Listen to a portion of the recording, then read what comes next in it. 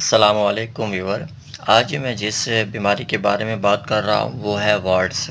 दोस्तों, वार्ड्स एक ऐसी बीमारी है, ये एक किस्म के हमारे जिस्म के ऊपर एक किस्म के आउट ग्रोथ अपीयर होती है, जिसको हम आम अल्फाज में मोके कहते हैं। ये जिस्म के मुख्तलिफ अज़ा के ऊपर होते हैं। ये बाज़ औक़ात हमारे हाथों पे होते हैं, बाज़ औक़ात पाँव पे होते हैं, बाज़ औक़ात हमारे जो घुटने हैं वहाँ पे होते हैं या चेहरे के ऊपर होते हैं। और कुछ केसेस में जो अज़ाए ख़ास है वहाँ पे भी इनकी ग्रोथ हो सकती है। दोस्तों, अगर हम इसकी वजह देखें कि ये किस वजह से होती है, तो ये एक वायरस है जिसको हम ह्यूमन पैपिलोमा वायरस कहते हैं।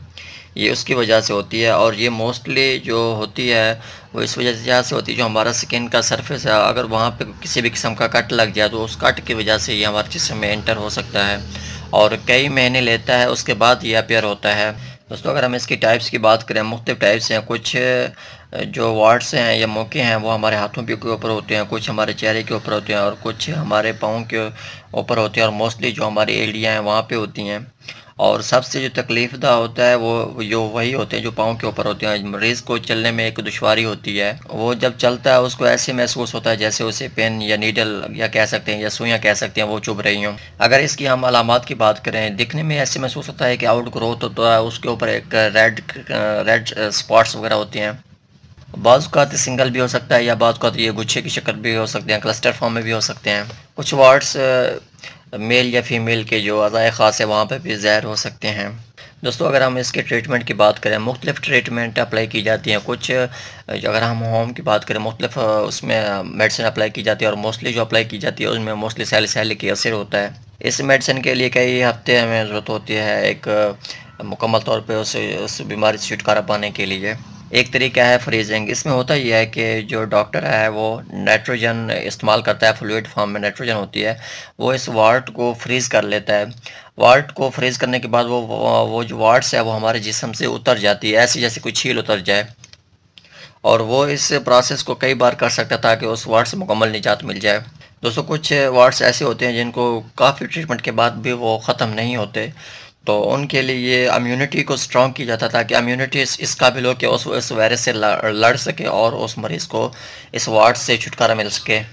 कुछ केसेस में लेज़र को इस्तेमाल किया जाता है ताकि ये जो ब्लड की सप्लाई है उस वार्ड्स की, ताकि वो कट आउट हो सके और उसके बाद वो ख़त्म हो जाए वार्ड्स। कुछ केसेस में हम लोग टॉपिकल सॉल्यूशन वगैरह अप्लाई करते हैं ताकि उसकी जो ब्लड सप्लाई है वो ख़त्म हो जाए और कुछ अरसे के बाद वो डॉक्टर हज़रात फिर उससे जो वार्ड्स है वो उसको रिमूव कर देते हैं बॉडी से। दोस्तों, ये जो आपके सामने एक सॉल्यूशन नज़र आ रहा है, ये भी एक किस्म के सॉल्यूशन है। इसको भी वार्ड्स के लिए इस्तेमाल किया जाता है। इसका रिज़ल्ट बेहतरीन है। इसका तरीका इस्तेमाल कुछ इस तरह से है कि आपके जिस्म का जो भी अज़ा है, अगर हाथों के ऊपर है या पाँव के ऊपर है तो बेहतर है उनके लिए तो ये आप लगा सकते हैं, लेकिन अगर आपके चेहरे के ऊपर है या अज़ाए ख़ास के ऊपर है तो फिर बेहतर है आप परहेज़ करें और बेहतर यही है कि आप उस वक्त डॉक्टर से रुजू करें। डॉक्टर आपको जो ट्रीटमेंट बताए आप वो इस्तेमाल करें। दोस्तों, आपके अगर पाँव के ऊपर वार्ड्स हैं तो आपका तरीका इस्तेमाल ये होना चाहिए कि आप पहले पाँव को अच्छी तरीके से धो लें, उसके बाद आप कोई टॉवल वगैरह इस्तेमाल करें ताकि पाँव सूख जाएँ और उसके बाद आप ये सॉल्यूशन लगा सकते हैं।